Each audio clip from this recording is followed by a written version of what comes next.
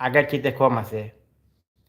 এই জন্য আপনারা ভুল করবেন আবার শুদ্ধ করবেন, ভুল করবেন শুদ্ধ করবেন, এভাবে করতে করতে এক সময় আপনারা ইউটিউবের সব গাইডলাইন সম্বন্ধে সব কিছু সম্বন্ধে আপনারা বুঝতে পারবেন, আপনারাও এগিয়ে যেতে পারবেন। সবার জন্য শুভকামনা রইল, সবাই যেন আপনারা এগিয়ে যেতে পারেন। আসসালামু আলাইকুম।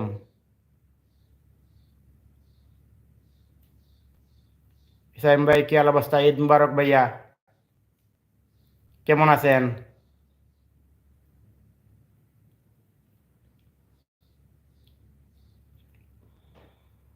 মোহাম্মদ ভাই, সালামু আলাইকুম।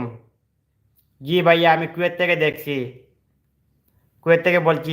আলহামদুলিল্লাহ ভালো আছি, আলহামদুলিল্লাহ। ঈদ মুবারক ভাই, আপনি কেমন আছেন? আশা করি ভালো আছেন। আপনাদের তো ঈদ কালকে,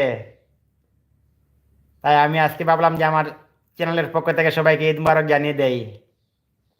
সবাই দোয়া করবেন আমার জন্য, আর আপনারা যেভাবে আমাকে সাপোর্ট করছেন এভাবে সাপোর্ট করতে থাকবেন ইনশাল্লাহ। আমি আপনাদের জন্য সবসময় ভালো কিছু উপহার দেওয়ার চেষ্টা করব। আমার পেজটা ইসলামিক চ্যানেল, আমি সবসময় ইসলামিক হাদিস, কোরআন, নাত এগুলাই পোস্ট করি। আপনারা দেখবেন ইনশাআল্লাহ, উপকৃত হবেন, আর আমার জন্য দোয়া করবেন। ভাই, আমি এখানে কুয়েতের বাসায় কাজ করি।